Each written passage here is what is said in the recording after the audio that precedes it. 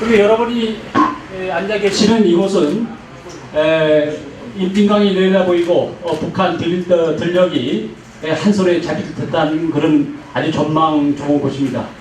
그러나 불과 6년 전만 해도 이곳은 우리나라에 주둔하고 있는 미군 부대 가운데 가장 최전방에 배치된 부대가 머물렀던 자리입니다. 우리가 내일 모레 정전 60주년이지만은 사실은 분단은 거의 70년이 다 됐습니다.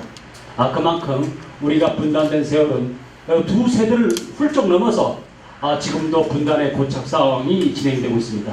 그래서 오늘 우리 파주시와 우리 사단법인 1090 평화와 통일운동, 평화와 통일사랑이 같이 주최하는 이 북한 알기 콘서트는 여러분이 알고 있는 북한과 여러분이 모르는 북한을 다시 한번 점검하고 우리 세대에서 우리 동시대를 사는 우리가 다시 한번 통일의 의지와 그 준비를 차곡차곡 해야겠다는 그런 의지를 담는 그런 콘서트라고 할 수 있겠습니다. 그럼 오늘 행사에 참석하신 주요 귀빈들을 소개 말씀을 해드리겠습니다. 먼저 이인재 파주시장님께서 나와주셨습니다.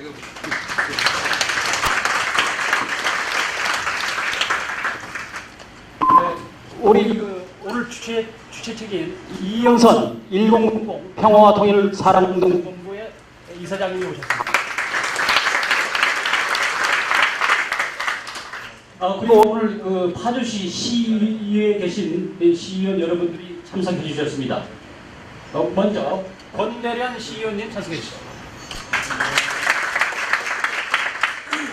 이근상 시의원님, 유병석 시의원님, 안소희 시의원님, 김양기 시의원님, 김기황 시의원님, 네, 참석을 하겠습니다. 그리고 오늘 이 자리에는 파주시 남북교류협력위원회 위원 여러분들이 참석해 주셨습니다.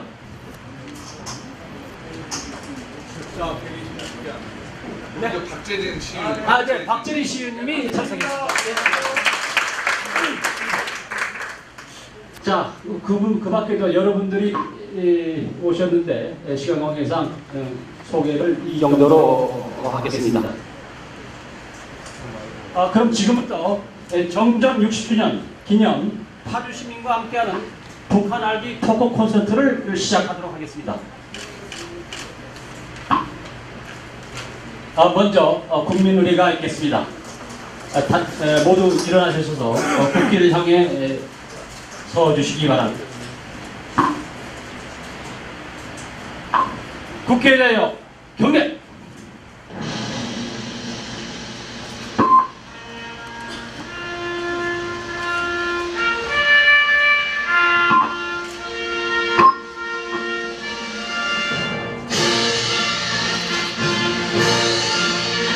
나는 자랑스러운 희극기야 자유롭고 정의로운 대한민국의 무궁한 영광을 위하여 충성을 다할 것을 굳게 다짐한다.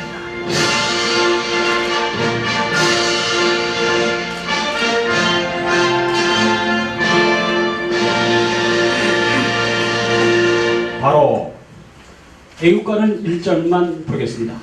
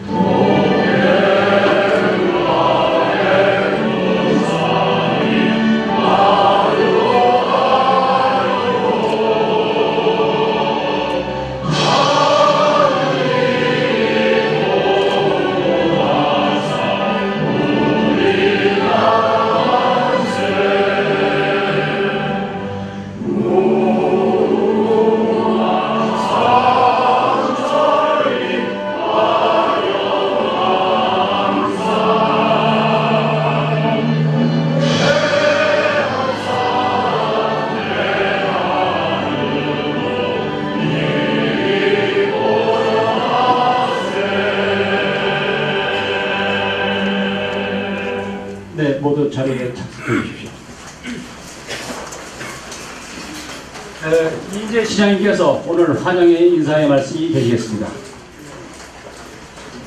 지금 날씨가 흐려서 좀 안타깝습니다만은 바로 강 건너에 놓여있는 게 임진각이고, 여기에서 보면은 우리 북한산이 정말 삼각산으로 보입니다. 왜 우리 북한산을 삼각산이라 불렀는지는 서울서는 알 수가 없어요. 바로 개성, 그 다음에 판문점, JSA, 여기서 북한산을 봤을 때 산이 삼각으로 보입니다. 그래서 삼각산인데 그 보려면 오늘 한 3박 4일은 더 있어야 될 것 같고, 어쨌든 여기서 잘 보여요. 그래서 우리 삼각산이 옛날에는 규봉이라고 했어요. 규봉. 고려시대 때는 몰래 들여다볼 규자를 써서 우리 고려 왕조를 몰래 엿보는 산 해가지고 삼각산이었는데 참 멋진 산이죠. 지금은 이제 건물도 많고 하지만은 개성 송악산에서 보면은 들판에 삼각산 새 봉우리만 보였답니다. 저는 직접 보진 않았지만 보신 분들 얘기해요. 이렇게 뜻깊은 장소에 아마 이 캠프 그리브스 생기고 미군이 떠난 이후에 바로 이 장교 클럽에서 이런 행사하는 게 처음입니다. 매우 역사적인 순간이고, 오시면서 보셨겠지만은 미군들은 건물 하나를 지을 때도 자연 지형 그대로 이용해서 짓습니다. 우리는 하면은 벌써 깎아요. 확인할 수 있어요. 바로 옆에 우리 군부대에서 산 깎고 지금 건물 짓고 있거든요. 근데 여기는 올 때 보시면은 자연 지형은 그대로 놔두고 건물을 거기에 맞춰서 짓습니다. 그래서 벌써 주둔한 게 1953년 7월 30일이니까 내일 모레면 60년이네요. 떠나기는 한 6년 전에 떠났죠. 하지만은 그대로 사용했고, 또 밑에 있는 숙소를 봤더니 60년이 됐는데도 멀쩡해요. 그래서 우리들이 리모델링 해가지고 모레면 저희들이 완공을 합니다. 그래서 이후에는 여기 와서 청소년이든 민통선, 민북 관광을 하는 분들이 거기에서 하룻밤 주무시고 할 수 있다. 지금까지는 땅굴을 보셨던, 도라선을 보셨던, 판문점을 갔던 당일날 갔다가 당일날 나와야 되는데 이제는 하룻밤을 잘 수 있는, 또 안보, 숙박, 체험 시설이 완비되는 거죠. 사실 여기를 저희들이 확보하더라고 애를 많이 썼어요. 김문수 지사께서 한 8, 90억, 물론 이제 도의원님께서 옆에서 악다구니를 쓰셨겠죠. 80억을 확보해가지고 옆에 땅을 사줘서 우리 군부대가 이전을 하고, 이 땅은 도유지가 되고 시에서 관리하는 형태, 시와 경기관광공사를 같이 관리하는 형태로 이렇게 운영이 될 것 같습니다. 근데 오늘 이렇게 뜻깊은 날에 뜻깊은 장소에 와주신 것을 우선 시장으로서 매우 환영하고 한 말씀만 더 드리고 내려가겠습니다. 파주라는 명칭은 올해 딱 555년 됐어요.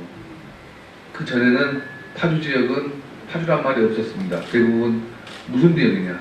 교화, 적성, 이게 바로 파주입니다.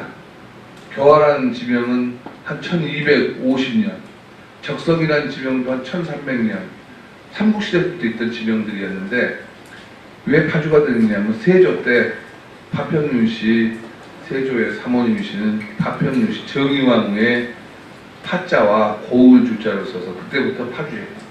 파주는 사실 사모님 덕을 많이 받지만 그 원래 원체는 전부 다 교화적성이에요. 여러분 잘 알고 계시는 시청에 있는 금촌, 통일동산에 있는 탄현, 운정, 신도시 모두가 다 옛날에 교화현 소속이었습니다. 교화에서 다 보내줬어요. 또 이쪽은 다 적성 쪽에서 많이 왔어요. 파자는 언덕 파자예요. 다 낮이에요.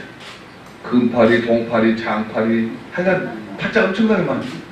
그게 바로 이제 우리 파주의 특징이기도 한데, 아무튼 오늘 뜻깊은 지역에 오셔서 좋은 행사, 저도 아주 우리 강사님, 두 분 강사님 막 잘 듣고 가도록 하겠습니다. 다시 한번 이렇게 와주신 여러분들께 감사의 말씀드리고, 또 우리 1090의 회원 여러분, 발기인 여러분, 또 중앙일보 관계자 여러분, 특히 우리 박보균 대기자님이 이걸 차가 나셔가지고, 사실은 강 건너에 임진강에 사기로 했는데 이곳의 장소에 사는 게 저는 매우 의미 있다고 생각하고, 이것도 복원을 안 하는 게 좋을 것 같아요. 그대로 놔두는 것 자체가 의미가 있지 않나. 그래서 오늘 좋은 아이디어를 받고 갑니다. 대기자님. 정말 여러분 감사합니다. 감사합니다. 네, 다음은 사단법인 1090 평화와 통일운동 이영선 대표께서 인사의 말씀 해주셨습니다.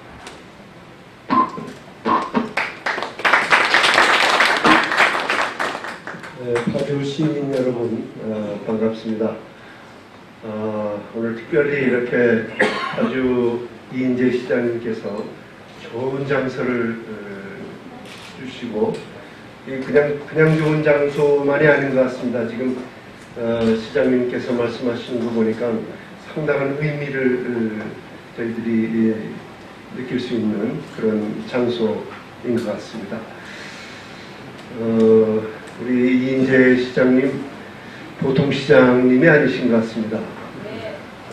대단한 학식과 또 이 지역에 대한 사랑과 리더십과 아주 훌륭하신 시장님을 여러분 모시고 계시고 또 이분이 그냥 시장만 하시는 게 아니라 우리나라 미래를 또 우리나라의 평화와 통일에 대한 그런 식견을 가지시고 지금 시장직을 지니고 계신다 하는 그런 느낌을 갖습니다. 저희들 여러분들 보시기에는 조금 이상한 이름이지만 1090 평화와 통일운동 이 모임에 참여하시고 저희 뭐 참여하신 것보다도 저희들이 이 시장님 모시고 있습니다. 1090이라 하면 10대부터 90대까지 다 통틀어서 우리 국민 다 통틀어서 평화와 통일에 대한 그런 생각을 해보자 하는 그런 취지로 저희들이 작년에 발족을 해서 지금 이런 운동을 벌이고 있습니다.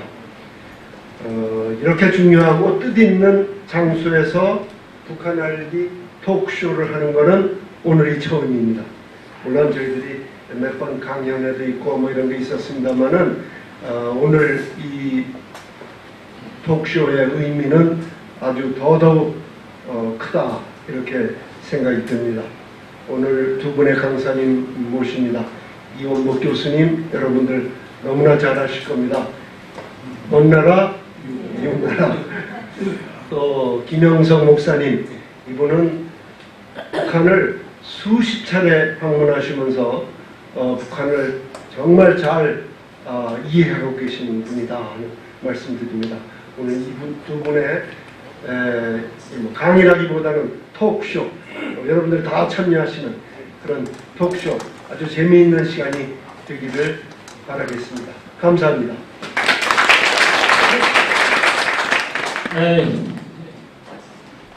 일부 행사를 마치고 본격적으로 토크 콘서트를 시작하겠습니다. 아까 우리 이사장께서 제가 말씀할 내용을 다 말씀해 주셨어요. 이은복 교수에 대해서. 이은복 교수님은 실제로 독일에 유학을 하셔서 독일의 분단 현장도 체험하고 독일 통일 이후에도 매년 독일에 가셔서 여러 포럼에 참석하는 등 통일의 방법론에 대해서 연구를 많이 하고 계십니다. 먼 나라 이웃 나라는 1천만 권 이상이 팔렸습니다. 사실 두둑하게 돈도 버신 것 같아요. 그럼 지금부터 이은복 교수님의 우리 이국종 박사님을 소개해드리겠습니다. 여러분 지난번에 그 해적의 자폐 같은 그 석현 선장을 극적으로 치료하신 거의 살리기가 어려운 수술이었는데 우리의 석해군 영웅을 되살린 우리 의사 영웅입니다. 이국종 교수님.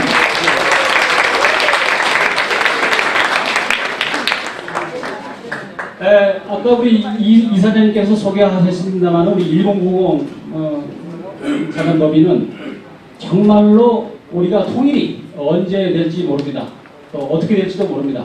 그러나 우리가 차근차근 준비해보자 이런 뜻에서 우리가 1090이라는 숫자를 갖습니다. 자, 그럼 이은복 교수님의 강의를 듣도록 하겠습니다. 강의 제목은 한반도 통일은 어떻게 독일 통일과 다른가? 라는 주제로 말씀하시겠습니다. 박수로 맞이해 주십시오.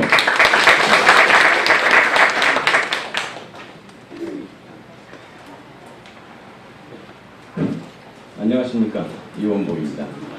저는 이렇게 강의를 나가면은요, 제일 먼저 보는 게 청중 가운데 여성이 얼마나 되라고. 왜냐하니까 여자대학 교수를 한 30년 하다 보니까요. 앞에 여성들만 계시면 너무 얘기가 잘 돼요. 근데 이제 근엄하신 의원님들이나 시장님들 계시면은 굉장히 좀 딱딱해지고 그러는데 어쨌든 뒤쪽만 보고 얘기하겠습니다. 감사합니다. 제가 쓴 책이 먼 나라 이웃 나라라는 책인데 지금 사회자께서 1000만 부 팔려서 돈 두둑하게 벌었다고 하시는데 1000만 부가 아니라 1700만 부입니다. 그것은 시정할 걸 시정하고 그 다음에 이 자리에 와서 보니까 굉장히 감회가 새로운데요. 제 만화책 제목이 먼 나라 이웃 나라입니다. 아마 세상에서 가장 멀고도 가장 이웃 나라가 바로 북한이 아닌가 싶습니다. 이웃 나라가 아니죠. 우리나라인데 우리나라도 아니고 그렇다고 해서 먼 나라인데 거리로 보면 제일 가까운 나라니까 국경을 그러니까 경계를 맞대고 있는 유일한 나라니까.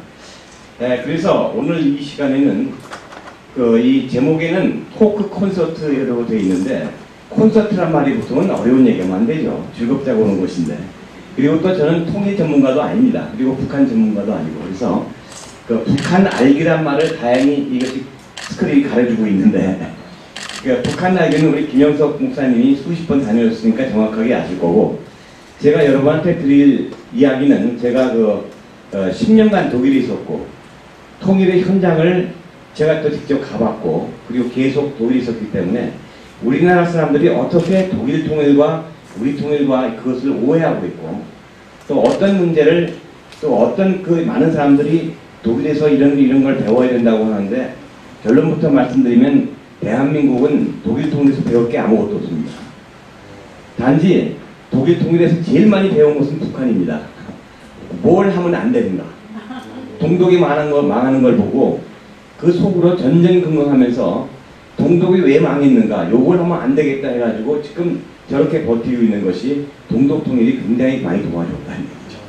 그래서 제가 오늘 드릴 이야기는 그 독일 통일을 통해서 본 한반도 분단의 현실에 대해서 한번 말씀드리고자 합니다. 그래서 제목 자체가 한반도 통일은 독일과 어떻게 다른가. 여기는 역사도 다르고 통일 접근 방식도 다르고 프로세스도 다르고 모든 것이 우리하고는 근본적으로 다르다는 이야기죠. 자, 이제 오늘 말씀드릴 이야기는 분단의 성격과 역사 그리고 통일관, 전제 조건 이런 것들이 다 다르다는 얘기예요. 우리하고는. 그러니까 독일 통일하고는 우리나라의 통일 문제라는 것은 분단 성격도 그렇고 통일 프로세스도 그렇고 통일에 대한 기대라든지 또는 그 결과라는 것이 전부 다르기 때문에 이 독일 통일의 경우를 우리한테 대해서는 안 된다는 것이 결론적인 이야기입니다. 자, 독일의 통일을 한번 보시죠. 여기 보시는 것이 동독입니다. 이것이 소독이죠. 지금 하나로 되어 있지만 그리고 여기 노랗게 보이는 것이 베를린입니다. 베를린이죠. 그리고 요 장면이 바로 그 통일되기 전에 그 삶을 했던 서베를린 그 장독이란 거 아닙니까? 그것이 이런 식으로 해가지고 이 독일이 1990년 10월 1일 날 통일이 됐습니다. 근데 여러분들 상상해 보십시오. 지금 현재 독일의 대통령과 독일의 수상이 전부 동독 출신입니다. 여러분들 그 상상 가능하십니까? 지금 우리나라 통일됐는데 20년도 안 돼가지고 평양 출신이 대한민국 대통령 되고 국무총리의 함경도 어디 출신이 되고 이게 우리한테 상상이 되십니까? 근데 저기에서는 지금 가우크 대통령이라고 이분이 목사 출신인데 목사 출신이에요.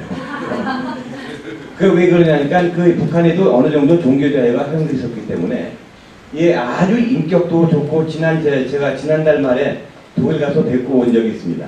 굉장히 좀 매력적인 분이세요. 근데 이분은 아주 독일 동독서 태어나고 동독서 성장하신 전형적인 동독분입니다. 그리고 이 앙겔라 메르켈이라는 현재 지금 여걸이죠. 이 여수상은 태어나기는 소돔에서 태어났습니다. 그런데 한 살도 안 됐던 나이에 그 아버지도 목사세요. 독일의 목사분들이 참 기억하게 많은데. 네, 메르켈 아버지가 목사분인데 이 목사분이 한 살 된 앙겔라 메르켈 그 독일 총리를 데리고 동독에 포교를 하기 위해서 동독으로 갑니다. 그래서 한 살도 안 된 아이가 가서 거기서 학교를 다니고 대학교를 졸업하고 공산당에 입당하고 그런 식으로 쭉 정치가 되어 왔는데 그 이야기는 두 사람 다 완벽한 동독 사람들이죠. 그렇다면 여기서 우리 하나를 생각해야 됩니다. 동독 사람이 대통령이고 동독 사람이 수장이다. 우리나라는 그렇지 않다. 그게 힘들다. 그렇다면 이게 무엇이냐? 독일 사람들에게는 동독이라는 나라가 분단된 조국이 아니라 우리와 다른 하나의 주일 뿐이었다는 얘기죠. 그것이 우리가 가지고 있는 독일 사람들의 관과 우리가 가지고 있는 근본적인 차이점입니다. 예를 들어서 우리가 지금 경기도에 살고 있는데 여러분 파주시민 여러분은 경상도에 대한 감정, 그리고 충청도의 감정, 그다음에 전라도의 감정, 이런 감정하고 평안북도하고 함경도하고 이런 감정이 다르지 않습니까? 함경도 이렇게 되면은 그건 완전히 분단된 남의 땅 내지는 이 분단된 이 북한의 땅이라고 생각이 되지만은 독일 사람들에게 동독이라는 거의 지역은 말이죠. 분단되었기는 하지만은 이 지역은 우리 한 주일뿐이다. 한 주일뿐이다. 그러기 때문에 동독 사람이야 그게 무슨 상관이야. 대통령 출마했어? 뭐 사람 독도 가면 찍어주시. 이런 선입견이 전혀 작용하지가 않는다는 거죠. 주에 대한. 근데 이제 우리나라하고 가장 큰 차이점이 이렇게 독일에는 각 주마다의 독자성이 강하기 때문에 하나의 통일된 국가, 독일이라는 그런 관념이 굉장히 약합니다. 그게 역사적으로 볼 때 그것이 증명이 됩니다. 자, 증명이 되는 것 중에 가장 대표적인 것이요. 독일은 1871년에 처음으로 통일됩니다. 1871년에. 비스마르크하고 비레르 밀스하고 독일 통일을 처음 이룩하는데 그 전에는 역사책에서 보시겠지만은 이웃나라와 프랑스의 가장 큰 강력한 프랑스의 역사적 원칙이 뭐냐니까 저 게르만 민족은 워낙 강하고 싸움을 잘하는 민족이니까 영국이 갈라놔야 된다는 원칙에 의해서 지금 역사 이후에 로마 제국 멸망 이후에 지금까지 수십 개 수백 개의 작은 나라로 쪼개져 있었죠. 그걸 처음으로 통일시킨 사람이 바로 오토 폰 비스마르크 1871년 처음입니다. 지금 독일이라는 나라를 도이칠란드라고 하는데 도이치라는 말은 독일의 게르만 민족 중에 한 일파예요. 그래서 도이치 민족이 사는 땅이 도이칠란드인데 도이칠란드란 말은 로마 시대부터 있었죠. 도이치족이 사는 땅이니까. 근데 그 붕어빵에 붕어가 없듯이 도이칠란드라는 땅에 도이칠란드라는 나라가 생긴 것이 1871년이 처음이라는 얘기죠. 그렇다면 그 얘기는 1871년이 통일돼가지고 1845년에 다시 분단이 되었는데 그렇다면 몇 년입니까? 74년 만이 이 사람들 역사에서 통일의 역사예요. 통일의 역사. 그러니까 이 사람들은 분단돼도 그만이고 통일돼도 좋고 통일되면 좋지만은 분단돼도 쏘고 우리들 그렇게 살아왔는데 그러니까 통일에 대한 디자이어나 욕망이라든가 어떤 숙명이라든가 역사적인 그런 것이 우리보다는 훨씬 약하다는 얘기입니다. 근데 우리나라 같은 경우는 이제 얘기가 나오고 있습니다만 저기 767년에 당나라 군대를 완전히 몰아내고 완벽한 삼국 통일을 이루려 그래서 676년입니다. 676년에 완벽한 통일을 이룬 다음에 1945년 분단이 될 때까지 1269년 동안 통일국가로 지내왔다는 거예요. 74년 통일한 나라하고 1269년간 통일국가로 지내온 그 국가하고는 통일이라는 것에 대해서 하나의 나라라는 것에 대해서 애정과 친념이 전혀 근본적으로 다르죠. 그러니까 우리나라 사람들은 다 반드시 통일이 되어야만 되고 통일이라는 것은 우리의 운명이고 숙명이고 책임이고 그리고 의무다 이렇게 생각하는 데 비해서 독일 사람들은 그것은 통일되면 좋고 안 돼도 고만이고 이런 근본적인 차이점이 있는데 오히려 이런 되면 좋고 안 되면 고만이고 한 그러한 통일에 대한 그런 사고가 오히려 통일을 앞당겼다는 그런 모습. 그것이 우리가 통일에서 봐야 되는 그런 하나의 요소입니다. 그렇다면 먼저 분단 성격의 차이점부터 보겠습니다. 분단에는 여러 가지가 있는데 자고로 또 이 분단이라는 것이 그 여러 가지 성격 가운데 가장 특징이 외세에 의한 분단이 거의 대부분이죠. 남의 나라들이 갈라놓는 거죠. 독일도 남의 나라들이 갈라놨고 우리나라도 남의 나라를 갈라놨습니다. 근데 분단만 그런 게 아닙니다. 이 통합도 외세에 통합된 경우가 많아요. 여러분들 체코슬로바키아 아시죠? 지금은 체코하고 슬로바키아가 갈라져 있는데 원래는 두 민족이 다른 민족입니다. 이게 1차 대전이 끝난 다음에 비엔나 회의에서 너희들은 귀찮으니까 한꺼번에 뭉쳐내서 외세가 강제로 체코슬로바키아를 뭉쳐버렸어요. 그러니까 가리기 합병이죠. 그러다가 1989년에 동구권이 무너지니까 야 이제 우리 본래 돌아가자 해서 아주 행복한 이유를 했습니다. 행복한 분단. 근데 이 분단은 이런 경우도 있지만 나머지 대부분의 경우는 국민들이 원하지 않는데 민족이 원하지 않는데 강제로 분단되는 경우가 대부분이죠. 자, 독일의 경우와 볼 때 가장 대표적인 것이 외세형 분단인데 한반도와 독일도 모두 외부에서 강제로 분단되었는데 가장 큰 차이가 뭐냐? 독일은 너무 강했기 때문에 갈라진 겁니다.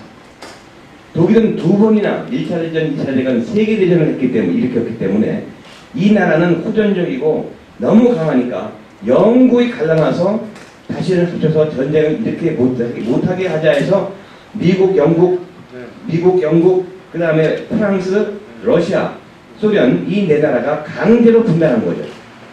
근데 한국은 독일과 반대로 너무나 약했기 때문에 일본의 식민지였기 때문에 미국과 소련이 우리한테 물어보지도 않고 뒤를 못대로 38선 가라는 거 아닙니까?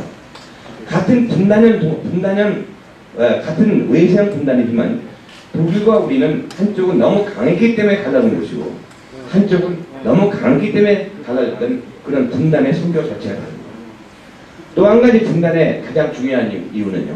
내쟁형 분단인데 싸워서 갈라지는 경우입니다. 근데 동독과 소독은 남에 의해서 강제로 갈라졌지만은 한 번도 전쟁을 치른 적이 없습니다. 그렇기 때문에 이 사람들은 동독과 서독은 뭐 그렇게 강제로 저희들끼리 티격태격하고 미워할 이유가 없죠. 감정의 앙금이 없으니까.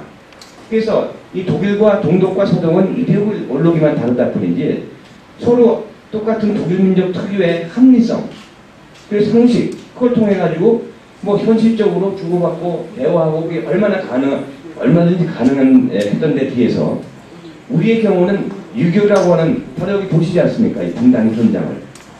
이렇게 내쟁형 분단의 그 국가에서 이 유교라고 하는 민족 상대의 전쟁을 겪었기 때문에 그 분단의 상처가 아직도 아물지 않고 그 싸운 상처가 지금까지도 서로 적대 감정이 크고 제일 중요한 것이 남과 북이 서로 불신한다는 겁니다. 동서독 경우에는 불신이 없어요. 왜냐하니까 그 사람들은 그 뭐 불신할 이유가 없잖아요. 같은 종족이고 그 같은 문화권이고 단지 이데올로기가 다르지만은 그 이데올로기가 그건 강요된 이데올로기의 일부가 있을 수가 있고 그러니까. 근데 우리 같은 경우는 소위 그 대리 전쟁을 통해서 자본주의가 뭔지 공산주의가 뭔지도 모르면서 죽어나고 싸우고 나서 그 다음에 그 민족적 감정이 그대로 남아가지고 지금도 남북 간의 그 불신이 굉장히 크기 때문에 굉장히 독일보다 통일이 어려운 그런 현실적인 관계에 있다는 그런 이야기. 그렇다면 분단의 역사는 제가 말씀드린 것처럼 바로 독일과 그 한반도의 차이가 근본적으로 큰데 이 지도를 보십시오. 이 지도를 보시면은 통일되기 전에 독일이 이렇게 갈기갈기 갈라져 있었습니다. 갈기가 갈라져 있어가지고 이렇게 갈라져 있어가지고 1769년에 통일돼가지고 45년까지 68년간 68년 맞나요? 그렇죠. 68년간 분단이 된 데 비해서 우리나라는 1269년간 분단되었다는 그런 역사를 가지고 있죠. 그래서 이 독일이라는 나라의 특징이 말이죠. 우리나라는 문화국가이기 때문에 그리고 문명국가이기 때문에 한반도 그리고 조선, 한국 그러면은 그것은 태국 때 그러니까 삼국시대 이후부터 분명한 국가관이 자리하고 있습니다. 이게 독일이란 나라, 저맨이란 나라, 도이치란트란 나라는요, 정확하게 얘기하면은 그것이 하나의 나라라기보다도 실존 국가의 것은 분명한데, 아주 재밌는 이야기, 독일 사람들 이야기 들어보면 사이버 국가 개념이 강합니다. 사이버, 그러니까 가상 국가라는 이야기죠. 그래서 이 사이버 국가 개념이 제일 강한 데가 이탈리아입니다. 이탈리아 사람들한테 당신은 어느 나라 사람이라고 그러면 국적을 안 대고 베네치아 사람이라고 그럽니다. 밀라노 사람이라고 그러고, 피렌체 사람이라고 그러고, 그만큼 지역성이 강하답니다. 독일 사람들 지금은 너 어느 나라 사람이냐 그러면 저먼이라고 얘기는 하는데, 저먼이라는 얘기를 하는데, 아직까지도 그 다음 나오는 게 헤센 출신, 베를린 출신, 바이런 출신 이렇게 지역적 감정이 강하단 말이죠. 그렇기 때문에 이 사람들은 통일된 하나의 조국이라는 것은 현실적으로 봐서 시장이 커지고 그리고 자유롭고 넓은 땅덩이가 있고 그런 하나의 그 시립적인 그런 차원에서 의미가 있고 그래서 수도 국민들이 아무런 불평도 안 하고 통일 비용을 댄 것뿐이지 그렇게 우리가 애타하던 우리 조국을 되찾는다. 통일된 하나의 나라가 된다. 그런 것은 아예 개념조차 없다는 얘기입니다. 이것이 우리의 통일관과 독일의 통일관의 그냥 근본적 차이라고 볼 수가 있습니다. 통일관의 차이는 바로 이런 얘기니까 이것은 1시간 반 정도 떠들어야 되는 얘기인데 50분밖에 시간이 없으니까 빨리빨리 넘어가도록 하겠습니다. 그래서 독일 통일관은 절대 통일을 서두를 수가 없다. 서두를 필요가 없다. 근데 우리나라의 통일관은요. 1269년은 통일을 유지해왔기 때문에 이 독일과 달리 우리나라는 뭔가 통일 그러면은 북한의 4살짜리 아이한테 통일이라는 말 하면은요. 눈물부터 주르륵 흘립니다. 걔네들이 통일이 뭔지 알겠어요? 그만큼 세뇌당했다는 얘기죠. 통일이라는 것이 우리 민족의 소원이고 뭐 소원이고 숙명이고 뭐 이런 식으로 받으니까 성스러운 민족의 과제고 이런 식으로 하다 보니까 이 4살짜리가 눈물을 흘릴 정도로 우리들의 통일은 반드시 해야 된다는 그런 것이 꽉 박혀 있는데 독일 같은 경우에는 그러한 어떤 이상적이고 그리고 감정적인 접근이 아니라 시립 위주, 냉정하게 현실적으로 직시한다는 그리고 시장 중심적으로 접근했다는 것이 독일과 우리 한반도와의 근본적인 차이기도 하죠. 그래서 우리가 가지고 있는 그 통일관이라는 것은 일반적으로 민족주의적이고 동표주의적인 관점이 시장 중심적이고 현실적인 그런 감정을 압도하고 있는 현실이기 때문에 이런 얘기하면 대단히 죄송한 말씀이지만 이러한 민족주의적 동포주의적 관점이 이상주의고 감성적인 관점이 오히려 통일에 걸림돌이 될 수 있는 그런 요소라는 것을 우리가 한번 생각해 봐야 됩니다. 그래서 뭐 북쪽에 올라가면 남쪽 북쪽 지도자가 손잡고 우리의 소원은 통일 노래 부르면서 눈물 흘리고 좋죠. 그렇지만 그것을 통해서 무엇이 이루어지느냐 그것은 좀 우리가 좀 더 현실적으로 접근할 필요가 있지 않겠느냐는 그런 감정이 듭니다. 근데 통일에는 전제 조건이 있습니다. 여러 가지 전제 조건인데 독일은 보십시오. 전쟁을 안 하고 외세에 의해서 갈라졌습니다. 그렇다면 간단하죠. 자기네들끼리만 오케이하고 그 다음에 외세가 그래 너희들 통일하는 거 방해하지 않겠다. 그래 하려면 해라 하고 오케이하면 통일 안 될 이유가 없죠. 근데 동독과 서독이 어느 나라가 어느 한쪽이 자기 정권을 내리면서 아무리 대화를 어느 통일도 대화와 타협에 의해서 뭐 육자겠다 매고 뭐고 어느 통일도 대화와 타협에 의해서 통일되는 통일은 지구상에 없습니다. 그것은 전쟁을 통하든가 아니면은 이 역사의 과정이 증명하는 것이 둘 중에 하나 전쟁을 통하든가 아니면은 한쪽이 내부 붕괴에서 통일되든가 이 두 가지지 그 전혀 이념 성향이 다른 이해관계가 다른 그런 통일 당사자끼리 서로 대화해서 야 우리 통일하자 천만에 맞습니다. 이상적이죠. 너무 순진하고 예를 들어서 저기 그 우리나라와 또 하나의 유일의 분단 국가였던 그 아라비아 반도의 예멘이라는 나라가 있습니다. 동예멘, 남예멘, 뭐 이런 식으로 북예멘이 있었는데 그것도 무력 침공으로 하나가 통일되죠. 그 침공은 무력 아니면은 한쪽의 내부 붕괴이지 대화와 협상을 통해 통일한다. 어느 누가 자기 정권을 내놓고 그래서 그에 밑으로 들어가겠습니다. 그건 있을 수가 없는 이야기죠. 근데 독일 같은 경우는 동독이 붕괴하지 않습니까? 내부 붕괴죠. 그래서 서독은 한 번도 꿈을 꿔본 적이 없어요. 통일을 하겠다는 거죠. 흡수통이라는 말은 꿈도 꾸지 않았고 아무도 그렇게 되리라고 생각하지 않습니다. 아주 우스운 이야기가 1989년 11월에 동독의 그 베를린 장벽이 무너졌는데 그해 1월에 서독 수상이었던 에리 코네커가 뭐라고 그랬냐면요. 동독 수상이죠. 동독 수상 에리 코네커가 뭐라고 그랬느냐. 서베를린 장벽, 너희들은 저 장벽이 왜 서 있는가를 알아야 된다.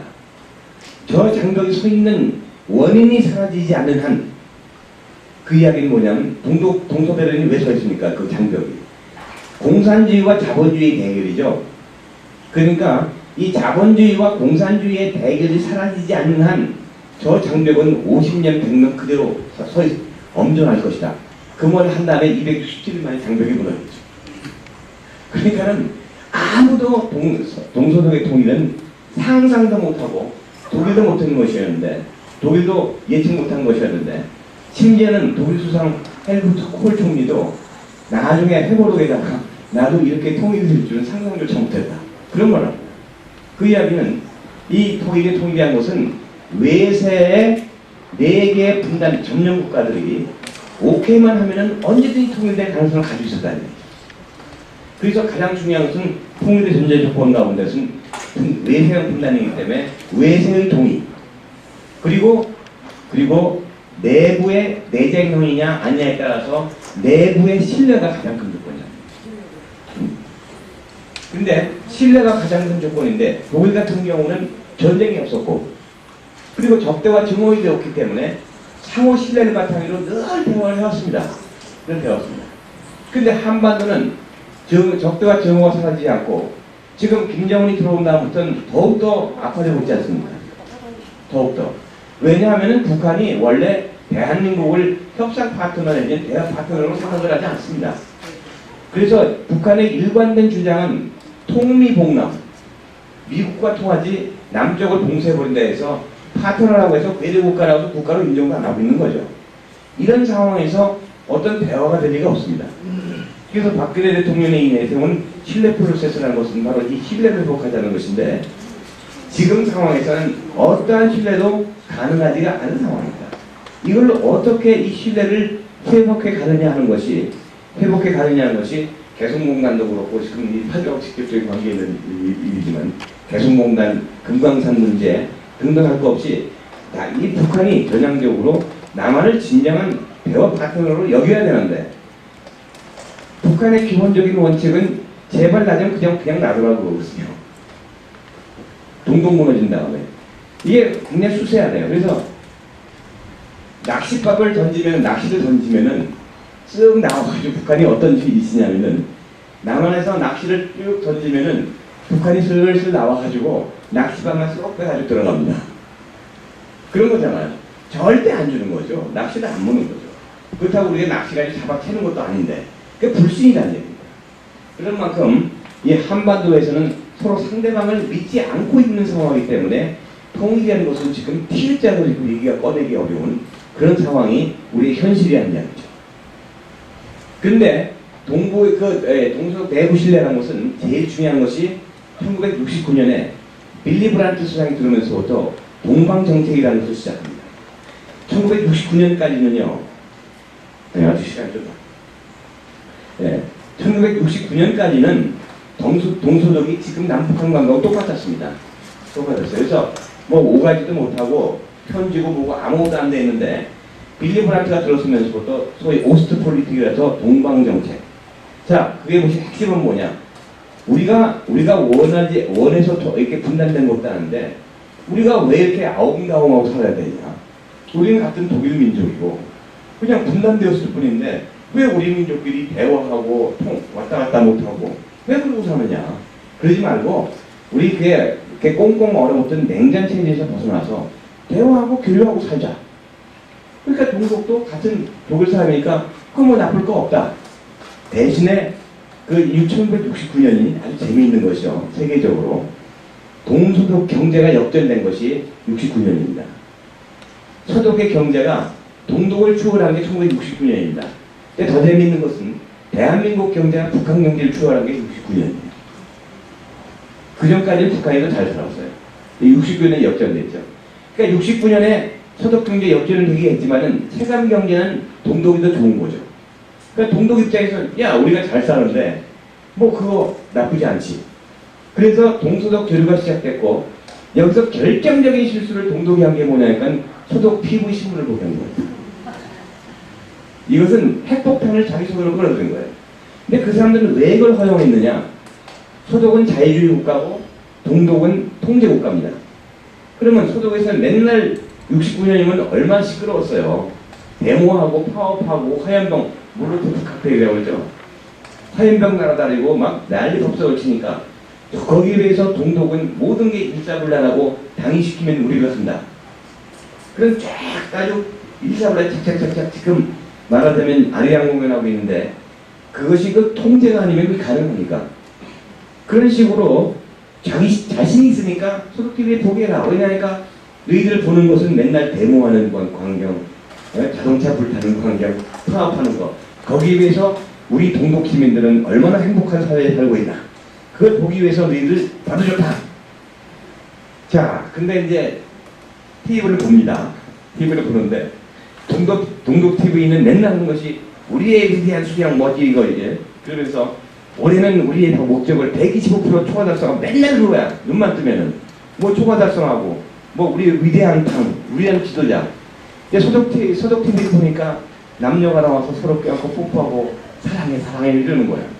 어느 걸 보겠습니까? 당연히 소독 TV 채널이 고정돼요.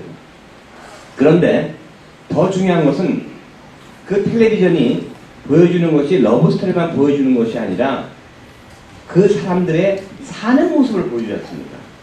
아주 우스운 이야기로 독일에서는 말이죠. 통제 경제이기 때문에 올해는 자동차를 30만 대를 생산하라. 그럼 30만 대가 넘으면 100만 명이 원하면 70만 명을 기다려야 돼요.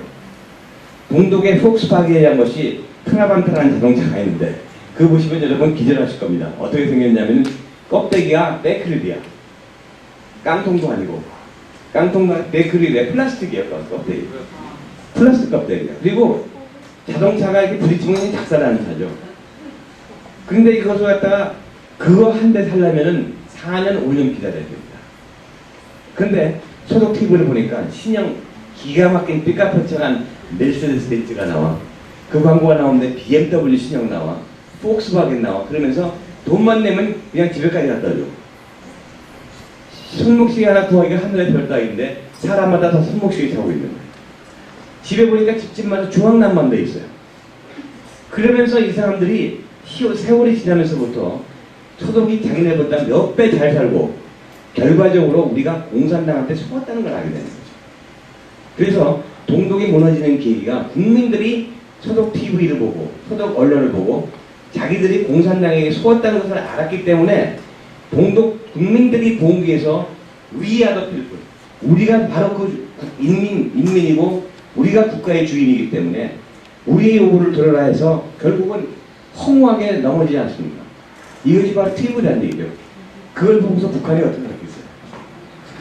전부 텔레비전, 라디오는 앞단하고 남한 텔레비전 보면은 간첩으로 인정하고 근데 제일 중요한 게 뭐냐니까 지금 북한에 엄청난 변화가 들어간 것이 한류 드라마가 들어가지 않습니까? 저기 북쪽 연변 그쪽을 통해 가지고 근데 북한 사람들이 남한의 러브스토리를 보는 게 아닙니다. 아무리 거대한 세트장을 쳐도 드라마를 보시면은 그 거대한 서울시내 풍경 그걸 어떻게 세트장이 돼요? 거대한 풍경 서울 시내를 꽉 메우는 자동차 그 사람들 옷 입은 거 먹는 거 가정생활 이런 걸 보면서 북한 사람들은 이미 우리들은 경제적으로 완전히 남한에게 압도당했다는 걸 알고 있다는 거죠. 이것이 문제입니다. 그런 만큼 북한 사람들이 자기들이 지금 얼마나 남한보다 불리한 조건에 있다. 그럼에도 불구하고 그 북한이 버티고 있는 것은 우리나라 사람들의 가장 큰 중요한 의식이 뭔지아니까 평등의식입니다. 북한은 모두가 가난하기 때문에 그래서 버티는 겁니다. 빈부의 차이 생기면 그건 무너집니다. 그런데 여기에 비해서 과거에 비해서 더욱더 북한이 더욱더 조이고 더욱더 그런 통제하고 하는 이유가 바로 이처럼 우리의 드라마나 이런 것들이 들어가서 북한을 재방문하듯이 서서히 허물어내리고 있기 때문에 바로 그런 현상이라는 것이죠. 자, 그래서 이렇게 빌리 브란트가 가가지고 이렇게 안쪽으로 내부의 신뢰를 쌓는 한편 또 하나 중요한 것은 외부의 허락을 받아야 하죠. 지금 5가지의 방해 세력이 있습니다. 독일의 방해. 소련 2천만 명 죽었죠. 2차전 때. 가장 큰 희생이 한 소련입니다. 사람 많이 죽은 게. 소련 사람만 2천만 명 죽었어요. 그 다음에 프랑스. 프랑스는 번번이 독일이라면 이를 가는 나라입니다. 2차 대전 당했죠. 2차 대전 때 파리 점령당했죠. 그래서 독일이라면 이를 가는 겁니다. 영국 그러면 또 독일 그러면 또 아직도 치를 떨죠. 프랑스, 영국, 그 다음에 또 하나는 그 미국은 사실은 뭐 관계는 없지만 미국이 독일을 포기할 수 없는 것이 유럽에 있는 군사 전투제입니다. 아시아에 있는 그 한반도, 그 대한민국과 같이 군사적 위치가 중요하기 때문에 미국도 반드시 개입하고 또 하나는 제일 독일을 두려워하고 싫어하는 나라가 이웃 폴란드입니다.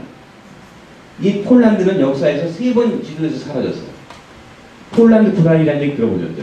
오스트리아, 러시아, 독일이 그 세 나라, 이 폴란드라는 나라를 3번이나 사이좋게 갈라먹었어요. 그래서 독일이 하면 치를 떠는 나라가 폴란드예요. 자, 그러고 나니까 그러면은 통일을 하기 위해서는 이 사람들이 정치가들은 통일을 준비해야 되니까 가장 중요한 것은 우리 이웃 주변들이 우리 독일에 대해서 적대 감정을 갖지 않게 하고 독일이 평화적인 국민이 됐다는 것을 실감하게 해야 된다. 행동으로 보여줘야 된다. 그래서 독일 사람들이 2차 대전이 끝나자마자 한 것이 제일 뭐냐? 제일 먼저 꼬리 내리고 2차 대전 나치 범죄 사죄한 거 아닙니까? 독일하고 근본적으로. 그리고 지금도 자기하고도 전혀 관계가 없는 세대가 저지른 범죄도 메르켈 수상이 우리는 나치 범죄에 영원한 책임이 있다. 그런 말을 해요. 그런 말을 하고 지금 전부 가가지고 계속 사죄하고 역사 교과서 잘못했다고 쓰고 그 다음에 그 얘기 뭐 예를 들어서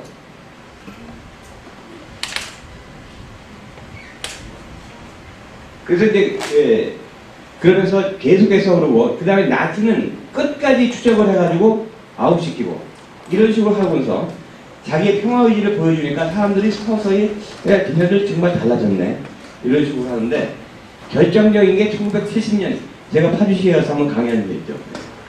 그 빌리 브란트 수상이 바르샤바에 가가지고 폴란드, 독일을 제일 무서워하는 바르샤바에 가서 무슨 일로 거기를 갔냐 하면은 폴란드에 있는 과거 독일 영토 영구 포기 선언을 하는 겁니다. 토지를 자기 영토를 돌려달라고 간 게 아니라 우리 다시는 우리가 점령했고 당신들한테 돌려준 영토를 다시는 달라만 안 하겠다. 그 조약에 서명을 간 거예요. 그러니까 그 조약만 해도 폴란드 사람들이 쟤들 많이 변했네. 독일들이 웬일이야. 진짜 평화의지가 강하네. 그렇게 믿었는데 그 평화 조약을 끝낸 다음에 빌리 브란트 수상이 그 게토에 가서 폴란드 그 바르샤바에 있는 유대인 수용소에 있던 게토에 가서 그 비가 오는 날 무릎을 꿇고 독일 민족을 대표해서 눈물의 사과를 했습니다. 그걸 보고 보니까 독일 사람들이 저 정도 독일 수상이 와서 자기네 과거를 무릎을 꿇고 사죄하는 그런 나라인데 그렇다면 우리가 뭐 이렇게 통일을 갖다가 방해하거나 그럴 필요가 뭐 있겠는가 그런 공감대가 형성이 됐죠. 그런데 이제 거기에 바로 동구권 몰락이라는 결정체가 터진 것입니다. 근데 이제 그 통일의 외부 조건 쭉 왔는데 우리나라 같은 경우는 이런 독일 같은 경우는 네 나라의 점령 국가만 반대를 안 하면 통일이 가능하지만 우리나라는 우리 주변을 감싸고 있는 4대 강국이라는 나라가 전부 우리나라 통일에 우호적이지 않습니다. 첫 번째로 미국은 한반도는 군사적으로 중국을 막고 러시아를 막고 하는 최전선 전방기지로서 군사전략적으로 위치가 있고 이 휴전선이야말로 어떻게 보면은 미국이 공산주의 세력을 막는 최첨단, 최전방기지 아닙니까? 그러니까 이 미국 같은 경우는 이 군사적 그것이 중요하지 한반도의 통일 자체에는 큰 관심이 없죠. 오히려 솔직히 말씀드려서 미국 같은 경우는 한반도 통일을 원하지 않을지도 모릅니다. 왜냐? 사람이 어디 갈 때 마음하고 나온 다음에 마음하고 다르듯이 통일이 되고 나면은 미국들로 야 이제 너희 틀렸어. 그러면 할 수도 모르잖아. 그러니까 미국도 그다지 적극적이지 않습니다. 그 다음에 일본은 절대 소극으로 반대해요. 밖으로 얘기하는. 지금 얼마나 한국을 구성합니까, 미국이? 일본이. 한반도가 통일되면 보세요. 7,500만이 지금 1억 3천만 일본 사람하고 인구도 비슷해지죠. 그 다음에 무섭게 지금 치고 올라오는 한국의 기술과 북한의 미사일 기술과 합치면은 그거 어마어마한 거 아닙니까? 그러니까 한국의 통일을 가장 크게 앞장서서 치료하고 앞으로 방해하는 세력은 아마 일본일 겁니다. 그 다음에 중국은 북한을 버리지 못하는 가장 큰 이유가 순망치안이라는 것을 갔죠. 그러니까 중화인민공화국이 1949년에 들어섰는데 그때까지 이 해방 후에 1945년 이후에 중국의 역사는, 그러니까 중화인민공화국의 역사는 미국과의 전쟁입니다. 왜냐? 통일 때까지 1949년까지 당대에서가 모택동의 싸움은 사실상은 모택동과 미국과의 싸움입니다. 왜냐? 당대속이 뭐가 있어요? 미국이 돈 대주고 군사 대주고 무기 주고 그랬으니까 그 전쟁이 이렇게 오래간 거죠. 그러니까 미국과의 전쟁이었는데 그 전쟁이 끝나자마자 한반도에서 전쟁이 터졌습니다. 한국 전쟁은 처음 3개월만 남북 전쟁이었지 나머지 거의 3년은 중국과 미국의 전쟁이었습니다. 중국과 미국의 전쟁이었죠. 그렇기 때문에 중국은 가장 무서워하는 게 싫어하고 적대적으로 대하는 게 미국입니다. 그래서 중국은 어떠한 일이 있더라도 한반도에 친미 정권이 들어오는 것을 절대 용납합니다. 그렇기 때문에 친미 정권이 들어서지 못하게 하려면 북한이 유지가 돼야 된다기 때문에 중국은 절대로 이 북한을 포기하지는 않습니다. 그렇다면 러시아는 이것이 만약에 통일되면은 아마도 이 새로 통일된 한국의 정부는 친중이나 친미지 친러는 아니거든요. 그러다 보니까는 우리나라 통일에 찬성하는 세력은 아무도 없는 그런 상황이기 때문에 지금 내부에도 여러 가지 신뢰 문제도 가장 심각하고 그리고 또 외부적 문제도 한국의 통일을 원하는 외부 세력도 거의 없다시피 하고 이런 상황에서 우리는 통일을 준비해야 되는데 정말 담담하고 캄캄하기는 합니다만은 지금 여러 가지 모두에도 말씀드렸습니다만은 솔직한 이야기로 우리의 통일의 유일한 가능성은 내부의 분열입니다. 그것도 우리가 타락은 한 번 하는데 타락은 한 번 안 타락은 말이에요. 그것은 현실적인 그런 가능성이죠. 근데 문제는 그것이 언제 어떻게 올지 모른다는 거죠. 그렇다고 해서 우리가 착각해서는 안 되는 것이 북한 내부가 만약에 분열된다고 그러면은 그것이 통일이나 천만의 말씀입니다. 천만의 말씀입니다. 북한이 만약에 분화가 된다면은 그것은 통일이 아니라 아마도 친중 정권의 수입니다.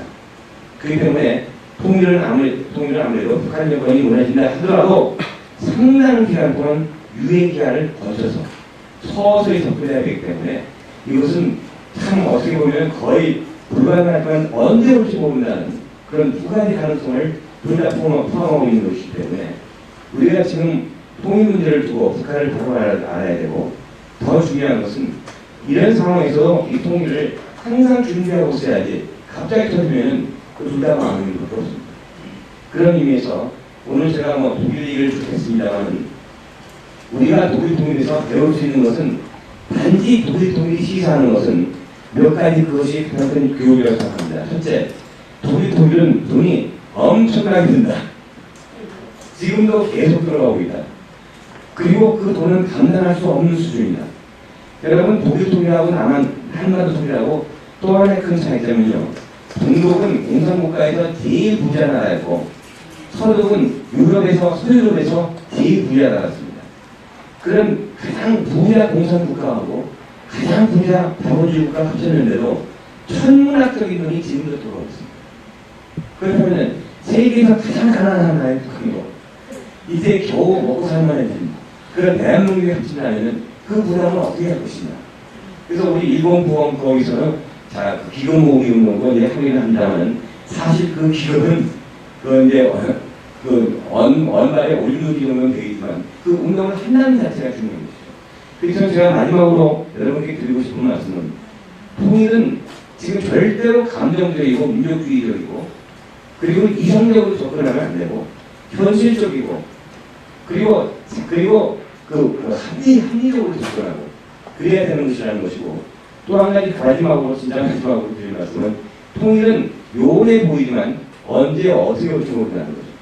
그래서 우리는 두 가지를 다 염두에 두고 서서히 그리고 차근차근 준비해야 한다는 말씀을 드리면서 오늘 말씀을 끝내겠습니다. 감사합니다. 네, 이렇게 수고 많으셨습니다. 여러분들 오늘 굉장히 의미 있는 강의를 들으셨을 것 같아요. 왜냐하면은 독일 통일과 한국의 한반도 통일은 상당히 다른 부분이 많습니다. 특히 북한 정권은 대를 이어서 지금 왕조를 이끌어가고 있습니다. 그래서 이게 동독은 그런 일이 없었어요. 그러니까 바로 우리 통일의 여건이 다르다는 것.